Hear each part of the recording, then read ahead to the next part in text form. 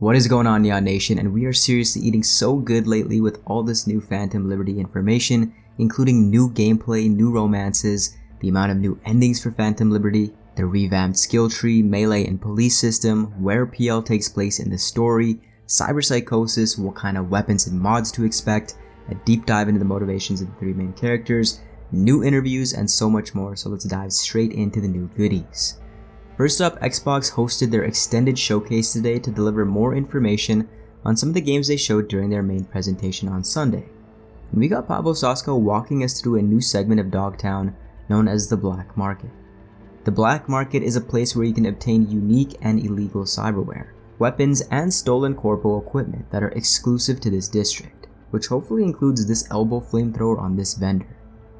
We've been big advocates of Cyberpunk adding in the crazier augmentations from the source material of Cyberpunk 2020 and Red, so seeing cyberware like this has me pretty thrilled. Pablo mentions air dash mods, vision mods, and shapeshifting mods, all which enhance and modify your playstyle to an even larger degree. Dogtown is distinct from Night City, and in a developer breakdown with CDPR we can confirm that Dogtown is in fact the new name of the combat zone, after Kurt Hansen took his place here, renaming it for him and his Barghest Militia. The Barghest Militia is the policing entity here in Dogtown that follows the command of Colonel Hansen.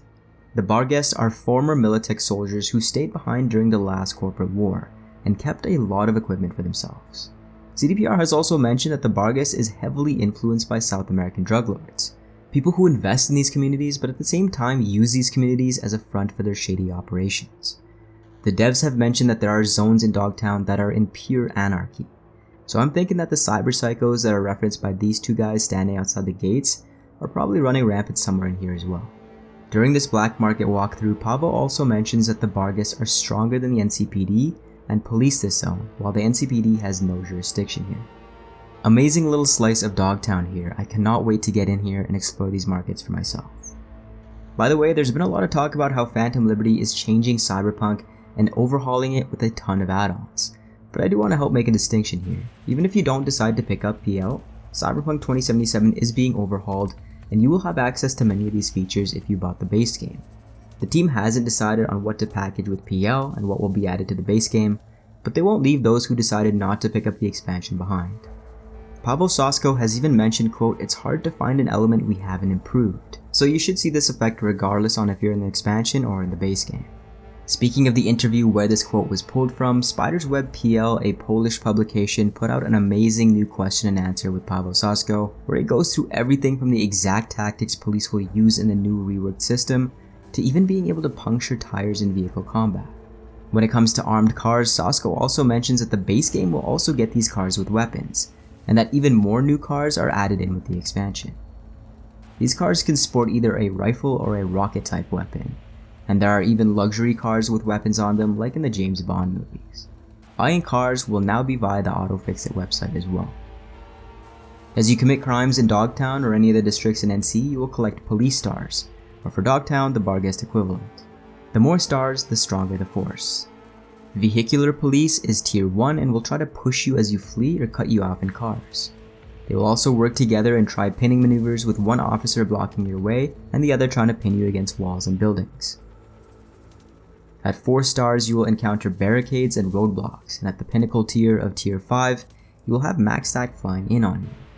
MaxTac can hack your vehicle and cops can even puncture your tires, leaving you to hoof it to get away.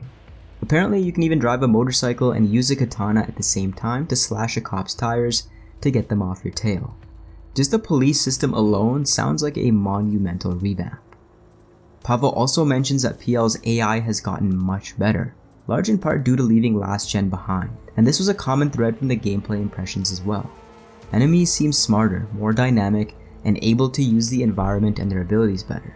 He also mentions that we will be spending significantly more time indoors than we ever did in the base game. When it comes to influence, Pavo mentions that PL is a bit of Ocean's 11, a bit of Bond, and a bit of Bridge of Spies, and in a separate interview with Gabe Angelo, director of Cyberpunk, also mentions Tinker Tailor Soldier Spy and Bourne Identity. Moving on, when it comes to new romances, these are not on the table, according to Global Community Director Marcin Momat. Makes sense since V is stepping into a war zone and won't have a lot of time to find a new boo. Another new addition is the debuffs you will get when you add too much cyberware. CDPR has confirmed no cyberpsychosis, but there will be negative implications of getting too many augmentations. Just a little funny tidbit here, but IGN released a graphic on Twitter associated with an article saying, Phantom Liberty will reportedly introduce cyberpsychosis, and in literally the third paragraph of this article, a quote from Pablo Sasco reads, "We're not going as far as the introduction of cyberpsychosis though. Just giving you guys a heads up, be careful what you read about this on social media." Another interview with Gabe director Gabe Abangelo and Pablo Sasco reveals a few more amazing tidbits to talk about, so let's jump through them. When it comes to PL characters, in addition to Songbird and Reed as new ones, fixtures from the base game might also make an appearance in some of the stories. Dogtown also will have sub-districts to explore, and are all controlled by Kurt Hansen, who makes his money dealing weapons. These 3 sub-districts are broken into the Upper District, the Main Strip, and the Lower District. These are not the official names, however. As for when PL picks up, you'll unlock it after you get to the part of the main story where you're introduced to Brigitte and the Voodoo Boys. PL also has multiple endings, and depending on which one you get a new base game ending. Gabe also mentions that there are a ton of new activities to do in the world, so for those of you who missed out on the life sim aspect of Night City, this is potentially great news. With one of my main critiques being the open world of Cyberpunk, I hope they really revamp this as well. We've talked about the updates to cyberware, but Gabe gives examples of turning yourself into a tank with some of the new augments and barreling through enemies, along with some other devastating abilities like shooting barrages of rockets, helping you really step into the Cyberpunk power fantasy. I've touched on some details mentioned by Igor Sajinski earlier, but there are some very interesting details he shares in the official developer breakdown of PL's official trailer. First, he mentions that Rosalind Myers is a former Marine and soldier, and although is a logically thinking politician, she is only human and her emotions will get the best of her at times during the story of Phantom Liberty. Our spider tank friend is actually known as the Militech Chimera, and was equipment left behind during the corporate war. Maybe there's some rogue AI at play here, if not explicitly the bargainist. Igor talks a bit more about the 3 most important characters, Reed, V, and Songbird, and mentions that Reed is a master spy who's been put on the back burner as a sleeper agent for 7 years. He's loyal to the people close to him and his principles, and this pulls him in a variety of directions, again hinting that this expansion is gonna get messy.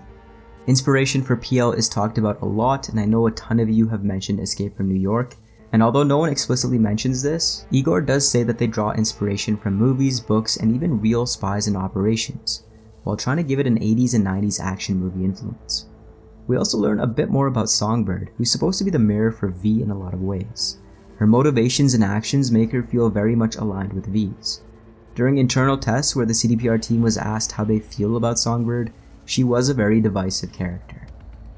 Speaking of Songbird, she's actually the one that opens up the new relic skill tree for you, and empowers your cyberware as well as help you find exploits in other cyberware, creating new ways to play the game. The new skill tree has also been shown off, and I have to say on the surface this looks great.